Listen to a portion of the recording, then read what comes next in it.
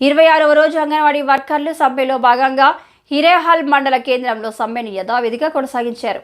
మధ్యాహ్న భోజనాలను MPDO office దగ్గర ఆరు బయట కూర్చుని భోజనం చేశారు. ఈ సందర్భంగా గోవిందమ్మ మాట్లాడుతూ రాష్ట్ర ప్రభుత్వం అంగన్వాడీ వర్కర్స్ అండ్ హెల్పర్స్ సమస్యలను పరిష్కరించకుండా ఈ రోజు బెదిరింపులకు పాల్పడడం ఎస్మా ప్రయోగిస్తామని జీవో నెంబర్ 2 విడుదల చేయడం సిగ్గుచేటన్నారు. అయ్యా, మా సమస్యలు పరిష్కరించండి అని గత 26 రోజులుగా నిరవధిక సమ్మె చేస్తున్నా పట్టించుకోకుండా ఈ సమ్మెను అణచివేయడానికి రకరకాలుగా ప్రయత్నాలు చేయడం చాలా దుర్మార్గం. మీరు ఎంత నిర్బంధం విధించినా మా సమస్యలు పరిష్కరించకపోతే మా సమ్మె విరమించే ప్రసక్తే లేదు. ప్రధానమైన డిమాండ్లు ఏమైతే ఉన్నాయో పరిష్కరించండి, అప్పుడు మా సమ్మెను విరమిస్తాం. లేని పక్షంలో మా పోరాటాన్ని తీవ్రతరం చేస్తామని హెచ్చరించారు.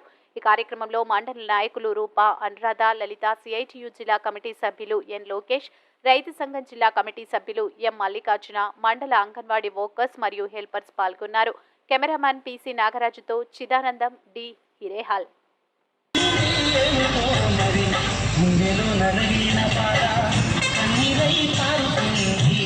కష్టానికి కారకులెవరో తెలపమని కోరుతుంది. కష్టానికి కారకులెవరో